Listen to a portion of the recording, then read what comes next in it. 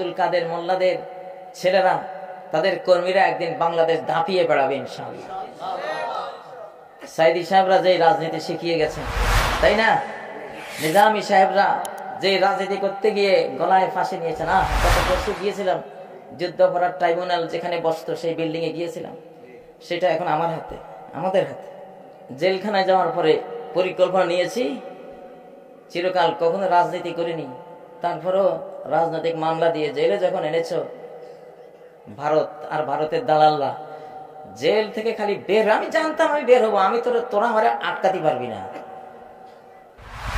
তোরা আমাকে আটকাতে পারবি না, সেই ক্ষমতা তোদের নাই, আমি জানতাম এটা।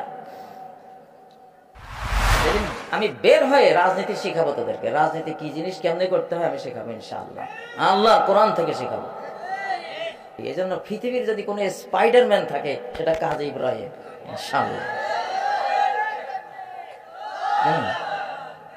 র গেছিল না, রয়ের দালাল্লা আমাকে গ্রেফতার করতে গিয়েছিল না, কি কেয়ামতটা সেদিন ঘটিয়েছিলাম আমার বন্ধুকে সাথে নিয়ে। ওরা ভাবছে আমি করতেছি, আমি তো না, আমার বন্ধুর দেয়ার সাহসে আমি সেদিন ওদের এমন একটা সর্বনাশ করে দিয়েছি, এমন একটা ছুঁয়ে দিয়েছিলাম, ওই এক সময়তে ওরা বাংলাদেশ থেকে শেষ। ওরা আর এই বাংলাদেশে আগামী 1 শতাব্দী তারা আর জমতে পারবে না ইনশাআল্লাহ। মালিক করে, কে করে? সাইদি সাহেবরা যে রাজনীতি শিখিয়ে গেছেন, তাই না? নিজামী সাহেবরা যে রাজনীতি করতে গিয়ে গলায় ফাঁসি নিয়েছেন। গত পরশু গিয়েছিলাম যুদ্ধাপরাধ ট্রাইব্যুনাল যেখানে বসতো সেই বিল্ডিং এ গিয়েছিলাম, সেটা এখন আমার হাতে, আমাদের হাতে।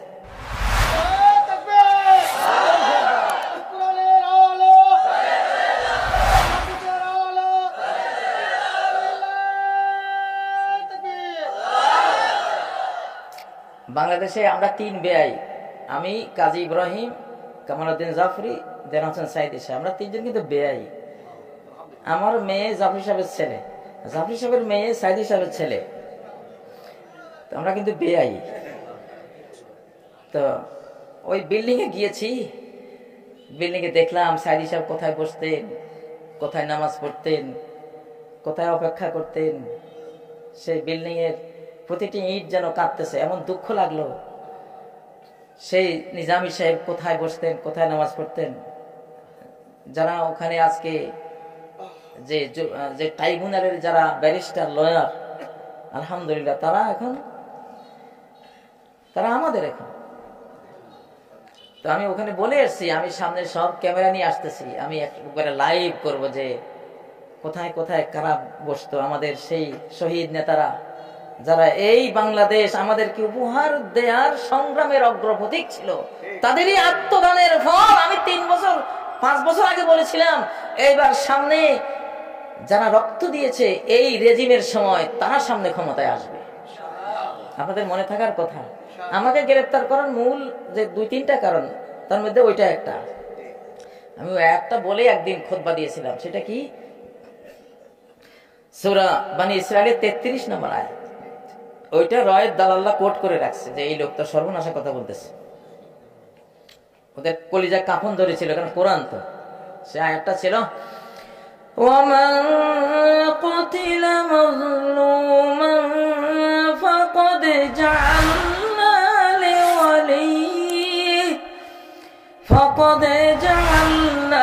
লিওয়ালিহি সুলতানা। যে আমার এই জমিনে মজলুম হয়ে খুন হবে, তার ওয়ারিসদেরকে, পরবর্তী জেনারেশনকে আমি ক্ষমতা দেব। যেদিন আব্দুল কাদের মোল্লা সাহেব নিহত হন, আমি ক্লিয়ার ছিলাম আমার সূত্র দিয়ে যে উনি একেবারে নিরপরাধ একজন মানুষ। তখনই আমি একটা আড়াতে ছিলাম যে এই আব্দুল কাদের মোল্লাদের ছেলেরা, তাদের কর্মীরা একদিন বাংলাদেশ দাপিয়ে বেড়াবে ইনশাআল্লাহ। তাদের এই রক্তের যে পাওয়া, এই রক্তের যে অ্যাটমিক পাওয়া, নিউক্লিয়ার শক্তি, এই শক্তি তো বৃথা যাবে না। এই শক্তি এদেশের কোটি কোটি তরুণের প্রাণ মনোজগৎকে এমন উদ্বৈলিত করবে, এমন সাইক্লোনে নাড়া দেবে, এমন দোলা দেবে, ওরা আবু সাইদ হয়ে ঝাঁপিয়ে পড়বে এদের বুলেটের সামনে একদিন। এই রংপুর তো সে আবু সাইদেরও দেশ, আলহামদুলিল্লাহ। কালকে যাব হয়তো আবু সাইদ যেখানে শাহাদাত বরণ করেছিল ইনশাআল্লাহ। এটা আমাদের দায়িত্ব। এগুলি শুধু জিকির করবেন, আবু সাইদের কথা খালি বলবেন, কে কোথায় নিহত হয়েছে শুধু বলতে থাকবেন, না বললে যে জাতের জাত বাঙালি জাত ভুলে যাবে, বুঝেন না? সারা কোরআনে আল্লাহ তাআলা কতটুকু গেলে কাযাবে আলে ফিরআউন ওয়াল্লাযিনা মিন ক্বাবলিহিম, খালি ফিরআউনের গল্প, ফিরআউনের গল্প, কওমে আদ, কওমে নূহ, কওমে শুআয়ব, কওমে ফিরআউন, এদের খালি গল্প। কেন আল্লাহ করতেছেন এত গল্প? নাহলে আমরা ভুলে যাব যে বেঈমানরা, অপরাধীরা কিভাবে অপরাধ করেছে, কিভাবে ধ্বংস হয়েছে, সারা কোরআন এগুলির ইতিহাস, ঠিক না কি?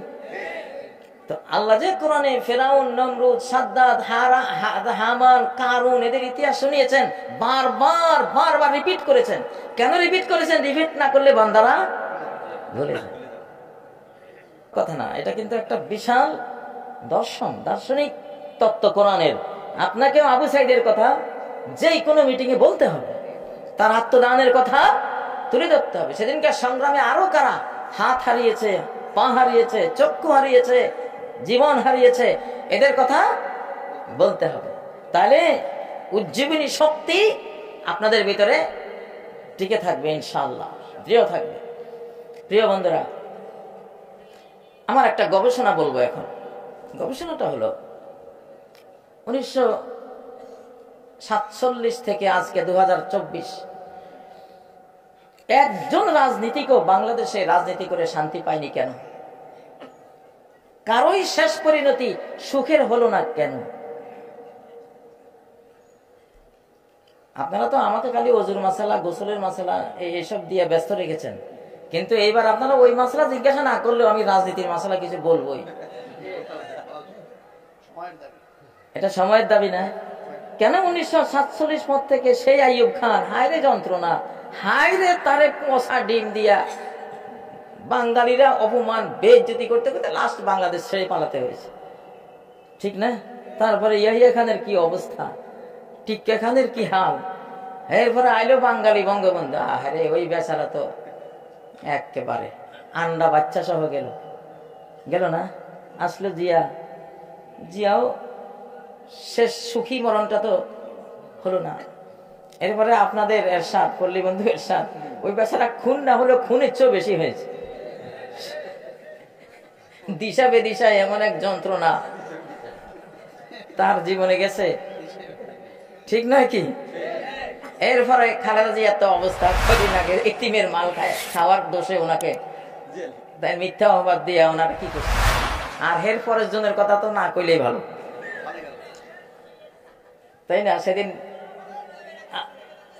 তো এখন যারা আছে, আমি সেদিন মন্ত্রণালয়ে ঢুকেছিলাম, উপদেষ্টা একজনকে বলেছিলাম, ভাই এখন তোমাদের পালা, আমি তো কারো পরিণতি ভালো দেখি না, কারো পরিণতি ভালো দেখি নাই, তো তোমরা তো প্রশ্ন করবা না, আমি প্রশ্নটা তুললাম, জবাবটা আমি দিয়ে যাচ্ছি। এই মানচিত্রটা 1947-এ মূর্তি পূজারীদের হাত থেকে কেড়ে নিয়ে আল্লাহ তাআলা দিয়েছিলেন তার সেজদার ভূমি হওয়ার জন্য, মুসলিম মানচিত্র হিসেবে দিয়েছিলেন, ঠিক না কি? এবং জিন্নাহ, মোহাম্মদ আলী জিন্নাহ কোরআন হাতে নিয়ে বলেছিলেন, দিস ইজ আওয়ার কনস্টিটিউশন। এই যে দেখেন, মুখস্থ আছে মানুষের। ওনাকে প্রশ্ন করা হয়েছিল নতুন রাষ্ট্রের কনস্টিটিউশন কি হবে, জিন্নাহ তখন এই কোরআন হাতে নিয়ে বলেছে। আল্লাহু আকবার। আসল দোষটা হয়েছে এখানে, আসল দোষটা হয়েছে এইখানে। কেউ শান্তি পায়নি, সুন্দর পরিণতি নিয়ে কেউ যেতে পারেনি। আমি উপদেষ্টাদেরকে যার কাছে গিয়েছেন বলে আসছি যে তুমি সবাইকে জানাই দিও যে এই দেশে রাজনীতি যদি করো, 3টা জিনিস লাগবে। ইসলামিক 1 নাম্বার, ইসলামিক কোরআনিক হতে হবে। যদি তুমি একটা সুন্দর পরিণাম নিয়ে মরতে চাও, সফল রাষ্ট্রনায়ক হিসাবে, প্রধানমন্ত্রী হিসাবে, যুগ যুগান্তরে এই 18 কোটি 20 কোটি, বা অনেকে বলে আসলে আমাদের জনসংখ্যা 30 থেকে 40 কোটি, কিন্তু স্বীকার করে না। আমার মনে ওটাই সত্য। যাই হোক, নাহলে এত মানুষ আসে কোথেকে? যেখানে যাই লোকে লোকারণ্য, মসজিদে যাই মসজিদ ভরা, সাপের খেলা দেখায় ওখানে তো দেখাই যায় না, জুতার উপরে খাইও দেখায় না, লোকে লোকারণ্য। চানাচুর বিক্রি করে, লোকের কোনো অভাব নেই। মাহফিলে যান, দেখেন আলহামদুলিল্লাহ, যেখানে যান সেখানে অনেক লোক না। সৌদি আরবে যদি এই পরিমাণ লোক সরকার দেখে, পুলিশ টুলিশ দিয়া অ্যারেস্ট ম্যারেস্ট করে কেয়ামত করে ফেলবে। এত লোক কেন? আপনার তো এই দেশে টের পান না। আল্লাহু আকবার। তো শাহজালাল রহমাতুল্লাহ আলাইহি এই বাংলাদেশ শাসন করে গিয়েছিলেন, ত্যাগী শাহজালাল। আজও আমরা দোয়া করি, মুসলিম শাহজালাল, ত্যাগী শাহজালাল দিয়ে গেছেন, কোনো কিছুই হরণ করে যাননি, ঠিক নয় কি? খান জাহান আলী এই দেশ শাসন করে গেছেন, খুলনা অঞ্চলের বিশাল অঞ্চল জুড়ে। আজও খান জাহান আলী নাম শুনলে রহমতুল্লাহ আলাই বলি নাকি বলি না? বলি, সুবহানাল্লাহ। শাহপরান, তারপরে শাহ মাকদুম, এগুলি এরা সব তো সেই যুগের শাসক। তারা ছিল ত্যাগী, আমরা হয়েছি ভোগী। বিগত রেজিমে কাউকে জিজ্ঞাসা করলে, ভাই আপনি কি করেন? বলতে, ভাই আমি তো আওয়ামী লীগ করি। কত বড় চোর, চোরের ঘরের চোর, মানে কি তার আর কিছু লাগবে না, বুঝেন না? হ্যাঁ, ছাত্রলীগ। যাক বাবা, তোমরা ছাত্রলীগের হয়তো শুনতেছো, ভাই তোমাদেরকে এখন তোমরা তওবা করো, ইস্তেগফার করো, ভালো হয়ে যাও ইনশাআল্লাহ। কারণ সূর্য এখনো পশ্চিম থেকে উঠে নাই, ঠিক না?